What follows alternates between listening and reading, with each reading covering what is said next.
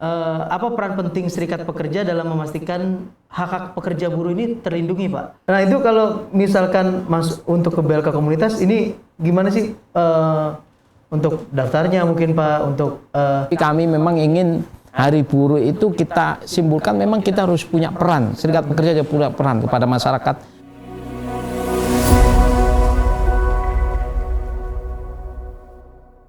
Halo rekan-rekan, selamat menyaksikan Naker, Nanya Kerjaan.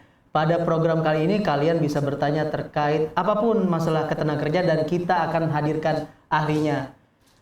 Dalam kesempatan ini di hari May Day, Hari Buruh Internasional, saya sudah kedatangan dua tamu yang istimewa. Yang pertama ada Pak Anton Witarwan, Ketua Serikat Karyawan Jasa Marga. Ya. Salam kenal Pak Anton. Salam.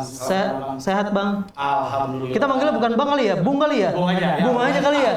Kalau Serikat SP biasanya Bung nih. Bung. Yang kedua kita udah kedatangan Pak Bung Joko Wahyudi, Presiden Federasi Serikat Pekerja Panasonic Gobel. Selamat siang Bung Werdi. Siang Bung Joko. Bung, ini kan tema kita terkait May Day ini adalah kerja bersama, wujudkan pekerja kompeten. Nah, kita akan dalam podcast Naker kali ini kita akan bicara terkait bagaimana serikat pekerja memberikan peningkatan kompetensi untuk anggotanya dan untuk pekerja secara umum gitu. Nah, tapi sebelum masuk ke sana, saya bertanya dulu ke Pak Anton. Dari pengalaman Pak Anton nih, sebagai Ketua Serikat Karyawan Jasa Marga, apa peran penting serikat pekerja dalam memastikan hak-hak pekerja buruh ini terlindungi, Pak? Dan dihormati di tempat kerja, Pak, haknya, Pak. Oke, baik, Bung Ferdi. Tadi sudah dikenalkan, salam kenal, saya Anton. Saya Ketua Umum Serikat Karyawan Jasa Marga. Jadi, kalau untuk peran serikat pasti sangat penting sekali. Sesuai dengan kondisi ILO, Undang-Undang 21, dan itu memang kita sudah dijunjung tinggi lah bagaimana kita sebagai wadah untuk menyuarakan secara kolektif ya terkait dengan supaya mengawal kawan karyawan untuk upaya yang layak, untuk kenyamanan dalam bekerja, keselamatan dalam bekerja, terutama kesejahteraan karyawan. Tetap untuk menjaga produktivitas yang baik untuk perusahaan kita. Itu. Kalau Pak Bung Joko nih, kalau gimana sih memastikan di Federasi Serikat Pekerja Panasonic Gobel ini memastikan bahwa kita memperjuangkan, serikat pekerja ini memperjuangkan hak-hak pekerja, Pak, dan kenyamanan bekerja gimana, Pak, kalau di Panasonic Gobel? Banyak metodenya ya. Yang paling penting itu Mas Ferdi adalah bagaimana kita membangun sistem komunikasi antara pertama manajemen dengan serikat pekerja, antara pekerja dengan anggotanya, dan juga antara perusahaan dengan seluruh karyawan. Nah, di kami ada beberapa sistem kita bangun. Pertama ada yang namanya bipartit.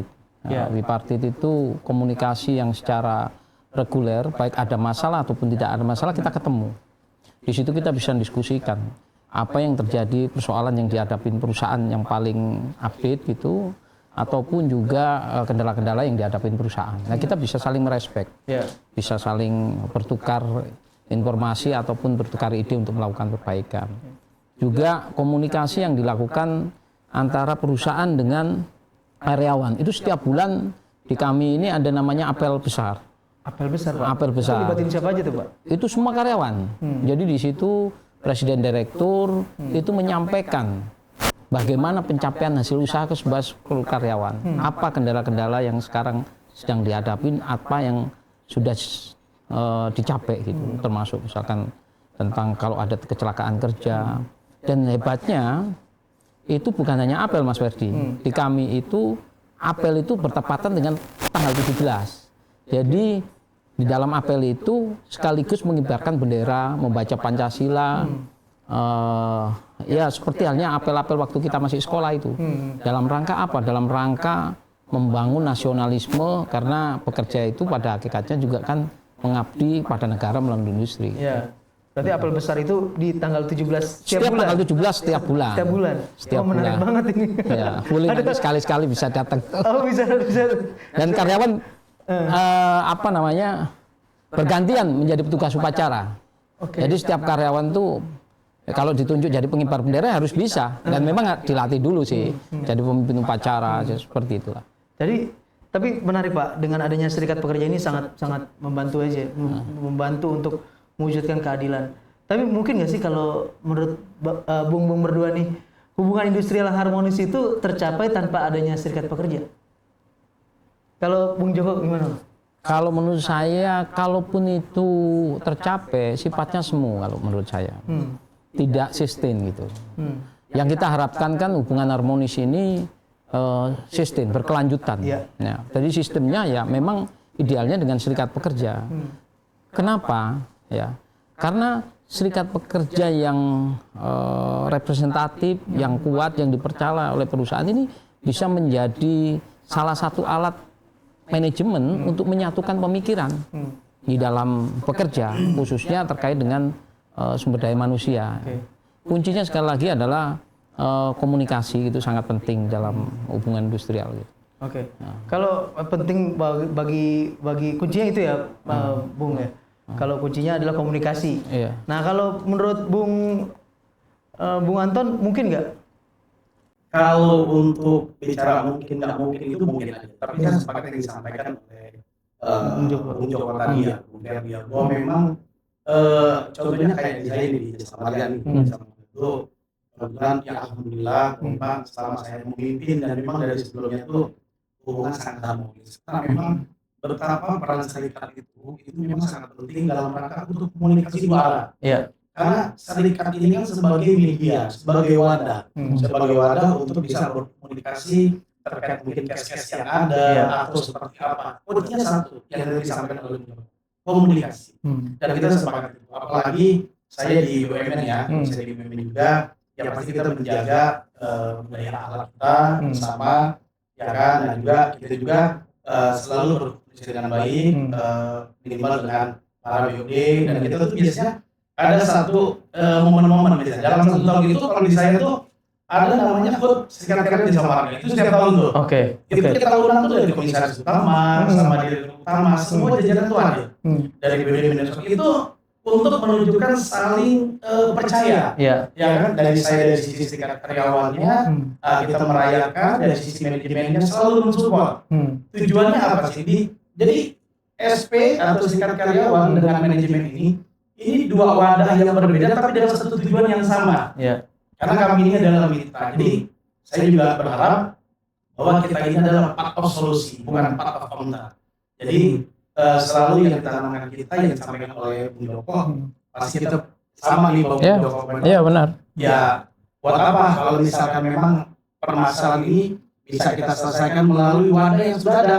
Ada LKS bipartit, ada bipartit by corporate. Jalurnya di situ aja dan kita saling terbuka. Ketika tim dari manajemen, tim dari serikat karyawan itu sudah saling membuka. Why not? Kan seperti itu. Dan tinggal bagaimana kita sebagai serikat pekerja pintar-pintar diri untuk bisa belajar melihat terkait dengan kompetensi bahwa kondisi perusahaan kita seperti kondisi saat ini atau sebelumnya. Nah, di situ makanya dibutuhkan kompetensi. Jadi kalau menurut saya serikat pekerja itu sangat harus ada agar supaya situasi kondisi harmonis itu bisa tercapai dengan baik. Bahwa serikat pekerja sebagai wadah kolektif. Kalau nggak ada serikat pekerja, bisa aja mungkin di satu tempat atau apa manajemen bisa semena-mena, ya seperti itu. Tapi ketika memang sudah ada serikat pekerja, ini ada wadah penyeimbang antara perwakilan karyawan atau buruh dengan perusahaan, dengan pengusaha. Nah, ketika memang sudah ada forum yang sama antara serikat pekerja dengan manajemen, saya yakin dengan niat yang baik, dengan niat yang tulus, dengan tujuan yang memang sama-sama ingin mensejahterakan karyawan dan pasti memajukan perusahaan, insya Allah selalu akan mendapatkan titik terang yang baik. Jadi kalau saya sangat penting adanya serikat pekerja.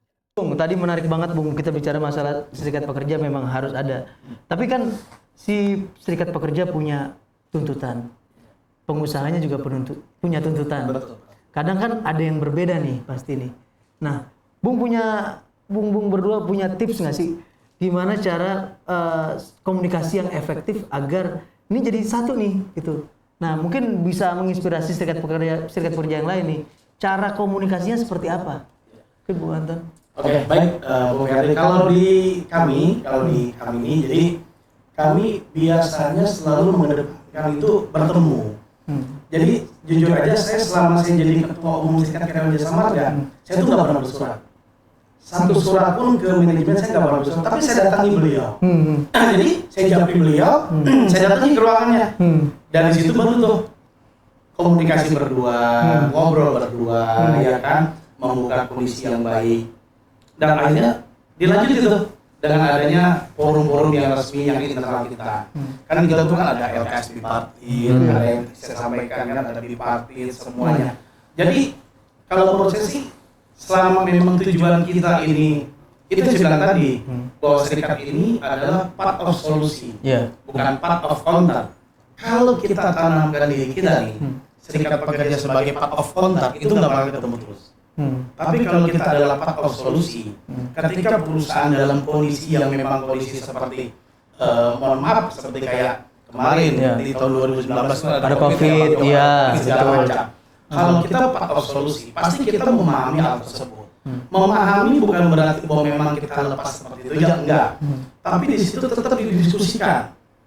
Contohnya misalkan, ya kan, oh untuk di COVID ini mungkin kita nanti THR begini-begini, hal ini yang perlu didiskusikan oleh kita bersama, gitu loh. Dan selama saya memang menjadi ketua umum Serikat Karyawan Jasa Marga, alhamdulillah sih, bahwa semua karyawan di Jasa Marga itu sangat memahami apa yang sudah diperjuangkan oleh Serikat Karyawan. Itu sih, Bang. Oke, itu menarik banget, Bang. Kalau Bung Joko ada tips nggak nih? Iya, yang paling penting itu ada dua yang penting. Yang pertama compliance, ya. Jadi compliance ini kepatuhan. Ini menjadi pondasi gitu. Jadi serikat pekerja, manajemen, karyawan itu harus punya komitmen yang sama bahwa harus patuh kepada siapa? Semua regulasi, khususnya regulasi yang terkait dengan ketenaga kerjaan. Baik itu Undang-Undang 13 2003, Undang-Undang Cipta Kerja yang walaupun ribut, tapi kalau itu sudah disahkan kita harus punya komitmen, kita harus patuh. Ya. Itu menjadi pondasi kita, Undang-Undang 21 2000 ya. Yang kedua, kita compliance kepada apa? Kepada nilai-nilai yang kita sepakati bersama. Misalkan nilai-nilai internal, misalkan PKB, kita punya PKB, perjanjian kerja bersama. Itu setiap 2 tahun direview. Itu menjadi pondasi kita juga, harus kita taati bareng-bareng ya.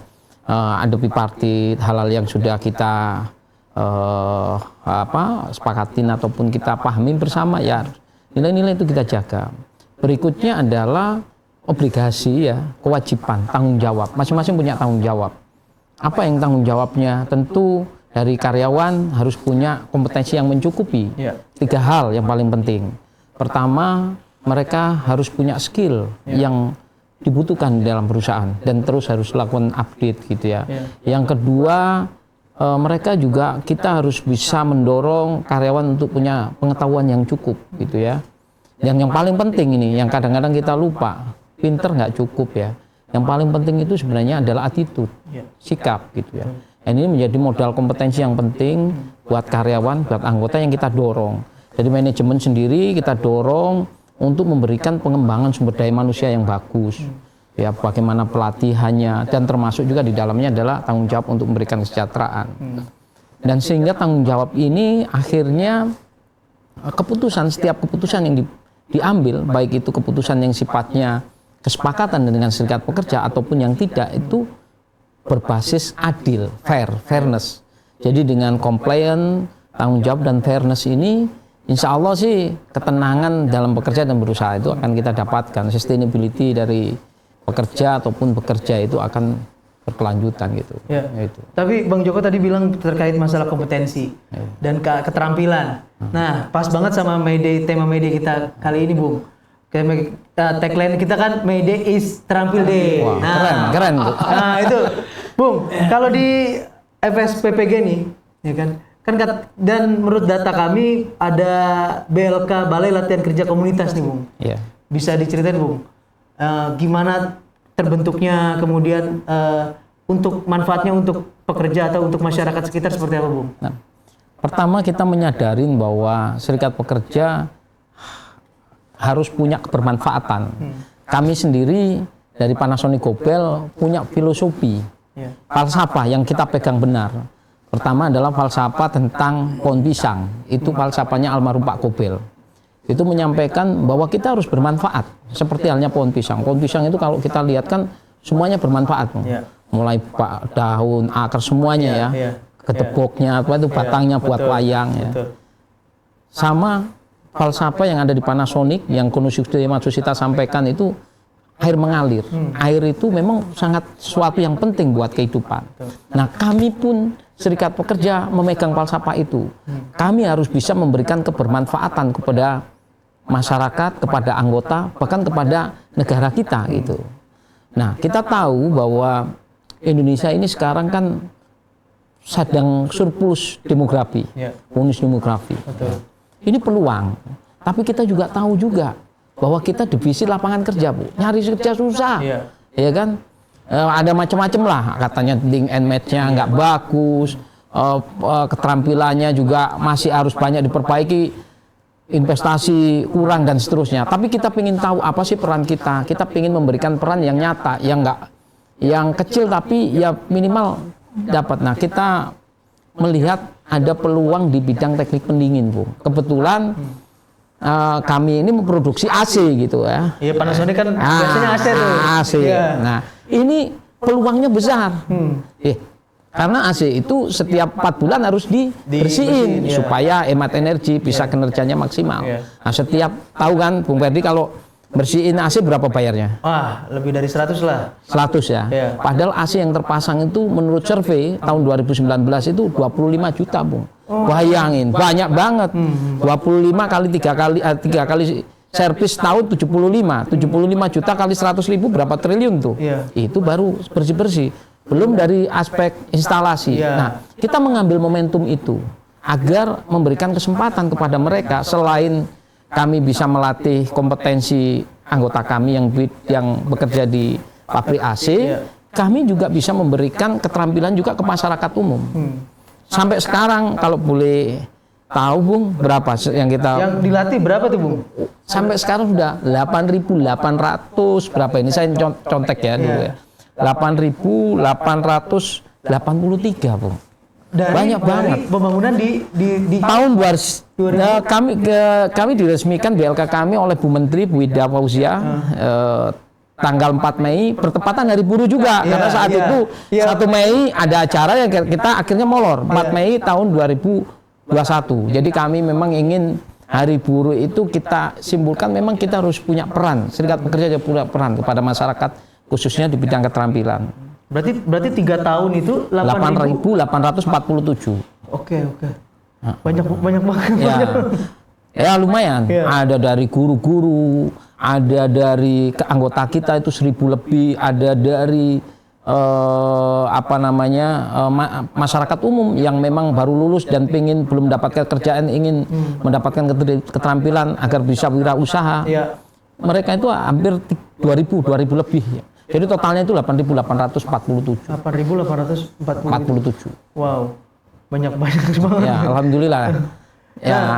Nah itu kalau misalkan untuk ke BLK komunitas ini gimana sih untuk daftarnya mungkin Pak? Untuk ini kan berarti BLK-nya sudah mandiri ya? Iya. Sudah tidak lagi menerima dari. Ya, tahun ini kemarin terakhir itu bulan apa ya? Bulan Januari kalau nggak salah ya.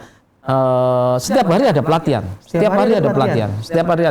Tiap hari. Silakan nanti masyarakat umum yang ingin berlatih di sana silakan. Di guru-gurunya orang-orang yang memang punya kompetensi di bidangnya, tersertifikasi. Iya. Berarti udah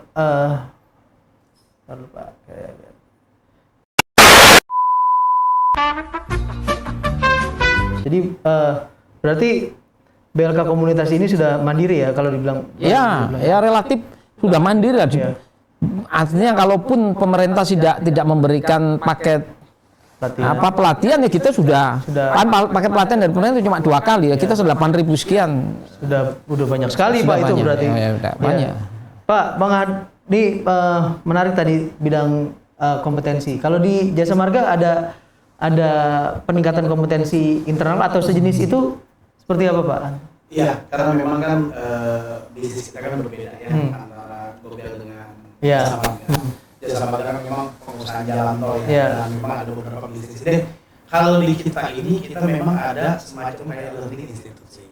Jadi kalau di Panasonic Gopel yang tadi Abang sampaikan tadi disampaikan sama Bung Joko, memang itu sangat apresiasi sekali, itu sangat bangga sekali dan itu sangat bagus sekali ya, BLK mandiri. Nah kalau di Jasa Marga kita ada learning institute, tapi itu untuk karyawan semua, bahkan kita sebagai serikat karyawan itu kita kerjasama dengan learning institute tersebut. Jadi semacam kayak untuk mempererat tali silaturahmi, kita semacam ada pelatihan, kita ngundang narasumber dari luar, terus kita juga nanti setelah itu kita outbound bareng-bareng antara pengurus serikat seluruh Indonesia untuk Jasa Marga ya. Nah itu dengan manajemen bareng-bareng, nah hal seperti itu. Jadi memang kalau di kami itu ada learning semacam learning institute, Jasa Marga learning. Nah disitulah tempat peningkatan kompetensi.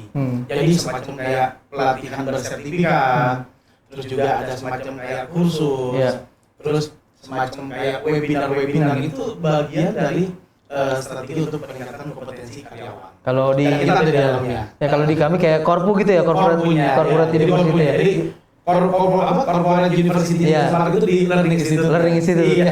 Pak, menarik kalau bicara masalah Jasa Marga kan menghadapi otomatisasi dan digitalisasi, Pak. Ini kan dulu kita pakai bayarnya cash. Iya. Nah, terus kemudian ada tap itu lah Pak ya. Iya. Uang elektronik lah, cashless lah ya. Kemudian itu berarti kan ada pengurangan karyawan. Nah, itu gimana Pak memperjuangkan hak-hak mereka tuh seperti apa Pak? Kita pertama kali itu ada kebijakan dari tunai ke non tunai itu tahun 2017. Ya. Kebetulan saya masih jadi ketua DPC Jakarta Tangerang.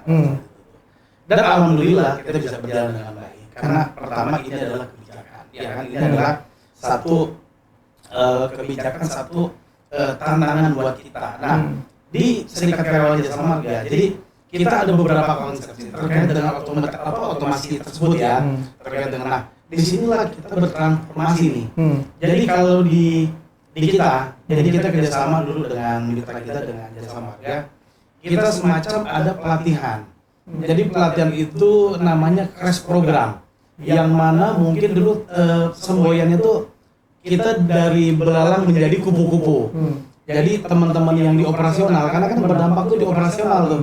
Yang berdampak di operasional, yang di gardu-gardu, yang tadinya kita bayar tunai tuh, Joko tuh, betul. Nah, mereka ditingkatkan kompetensinya menjadi orang yang bisa mampu untuk pindah ke tempat lain. Berarti reskilling ya? Reskilling, ya. Jadi dan banyak dan alhamdulillah banyak yang berhasil. Seperti itu dan makanya berjalan dengan baik. Jadi dengan transformasi tersebut, ya kawan-kawan yang tadinya mungkin di gardu, ya pasti dengan peningkatan kompetensi ya kan, dengan nanti pasti kan ada di challenge juga, ya kan. Terus ada yang namanya tadi sampaikan tes program aja, bagaimana kita bisa belajar komputer, bagaimana ya semuanya untuk meningkatkan kompetensi. Jadi karyawan yang di lapangan itu disebar tuh oleh kita tuh. Nah, jadi serikat karyawan tuh mengawal kebijakan tersebut. Ya kan kita mengawal kebijakan tersebut, ada penawaran dari perusahaan untuk mereka bisa pindah ke anak perusahaan. Nah kita kan ada beberapa anak perusahaan, ya kan ada yang memang di bidang pertamanan ya, pemeliharaan, kita dari JMTM ada relat bisnis terkait dengan rest area dan lainnya. Jadi penyebarannya alhamdulillah sih, dan itu yang memang bisa berjalan dengan lancar sampai saat ini. Nah intinya berarti tadi intinya komunikasi Pak ya? Komunikasi dan kompetensi yang tadi disampaikan. Saya rasa penting. Pengalaman Mas Anton ini kan luar biasa kan. Kalau saya melihat sosial dialog itu menjadi keniscayaan. Karena kita nggak bisa menghindar dari. Dan itu modal utama. Iya. Karena itu kan kita nggak bisa menghindar dari tuntutan masyarakat. Masyarakat pengen efisien, produknya bermutu tapi murah, berkualitas. Ya, kalau kami tuntutan masyarakatnya kan pengen produknya Iya, pengen produk ya. berkualitas, terjangkau ya. Artinya kami dituntut untuk lebih produktif, lebih efisien juga. Kita pakai otomatisasi misalkan. Nah, ketika kita melakukan transfer atau perubahan-perubahan dengan penyesuaian tadi, sosial dialog lah menjadi kunci. Sehingga kita bisa mengusulkan bagaimana tadi cross program atau reskilling atau apapun itu yang bisa menjadi solusi bersama tanpa menimbulkan ekses yang negatif, baik itu buat perusahaan maupun buat pekerja itu sendiri. Jadi sosial dialog itu menjadi penting, Bung. Iya, menjadi Itu penting. menjadi modal utama, modal utama kita tuh. Jadi ya tadi sampai sama Bung Joko. Jadi saya juga senang bangga. Artinya ternyata teman-teman ini ketika melihat seakan-akan di tepi jurang. Iya, kan Mereka itu ketika melangkah tuh mereka udah takut duluan, Bung Joko. Ternyata pas kita melangkah ke depan itu bukan jurang tapi taman surga. Oh gitu, Taman surga. mindsetnya kan itu, Pak. Maksudnya seperti itu. Nah, inilah yang saya bangun dengan manajemen. Jadi bagaimana bersama-sama kita mengawal program, ya kan yang tadi disampaikan oleh Bung Joko bahwa memang mau nggak mau nih kalau udah berbicara transformasi harus kita lakukan dan kita juga peran SP harus bisa mengawal program tersebut sukses, tapi kawan-kawan kita kawal nih hak-hak semuanya. Dan kalau di kami di tahun 2017 bahkan di tahun 2019 ketika memang ada program yang berikutnya itu berjalan dengan lancar sampai saat ini, alhamdulillah. Seperti itu yang memang yang tadi disampaikan oleh itu memang modal utama tuh sosial dialog, komunikasi. Terkadang akan banyak menjadi miss di antar kawan-kawan mungkin ya, itu adalah kurangnya komunikasi. Itu yang memang saya lihat ya di saat ini, mungkin itu. Ini pertanyaan terakhir, Bung, untuk Bung berdua. Apa pesan untuk pekerja buruh yang di luar sana yang masih apatis terhadap mengikuti keanggotaan serikat pekerja? Mungkin ada pesan, Bung, buat rekan-rekan di sana yang masih belum menjadi anggota serikat pekerja buruh. Mumpung lagi Mede nih, harus promosi nih serikat pekerja buruh nih, biar makin banyak anggotanya Bisa, nih benar. perusahaan. Gimana, Bung? Mungkin dari saya atau dari Bung Joko, silakan. Ya, kalau saya jadilah anggota serikat buruh, penting. Karena dengan berserikat kita punya kekuatan kolektif lebih kuat gitu, lebih besar gitu. Kita akan punya daya tawar lebih kuat dibandingkan kita berjuang sendiri. Ya misalnya saya umpamakan kalau orang nggak berserikat, dia nggak mungkin bisa minta gajinya ke juragannya misalkan gitu ya, ke manajemennya gitu. Kalau nggak setuju ya udahlah, take it or leave it gitu. Tapi dengan serikat pekerja kita bisa bersama-sama mendiskusikan. Bukan hanya persoalan gaji, mungkin kondisi kerja, bisa memberikan masukan terkait dengan bagaimana meningkatkan produktivitas, dan itu bukan hanya untuk kepentingan kita sebenarnya, juga kepentingan perusahaan dan keberlanjutan tempat kita bekerja. Jadi kalau persoalan serikat pekerja, pandangan serikat pekerja kan bisanya cuma demo, itu kan nggak semuanya.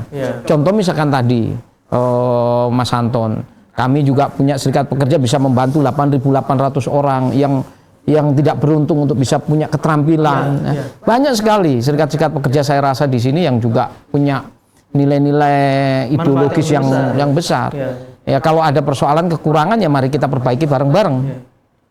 Saya rasa itu, Mas. Oke, Bung Joko. Kalau Bung Anton, ada pesan, Bung Anton? Ya, kalau pesan dari saya, yuk mari kita bersama-sama kepada kawan-kawan semua bahwa kita itu tanamkan di diri kita bahwa pentingnya lah menjadi anggota serikat pekerja atau serikat buruh. Kenapa?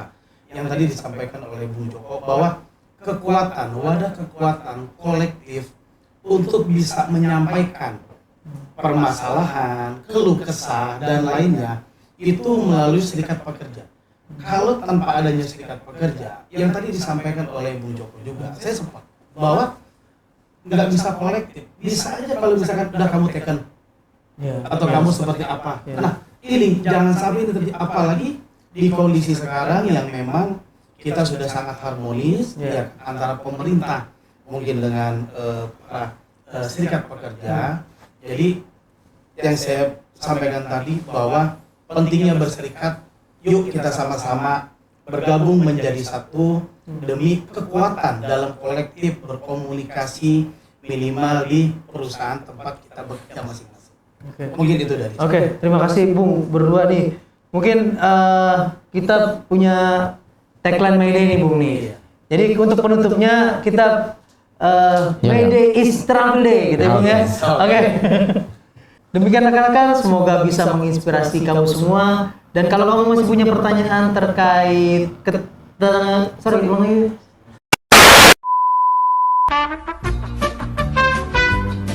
Demikian rekan-rekan, semoga bisa menginspirasi kalian semua. Kalau kamu masih punya pertanyaan terkait ketenagakerjaan, kamu bisa bertanya di kolom komentar.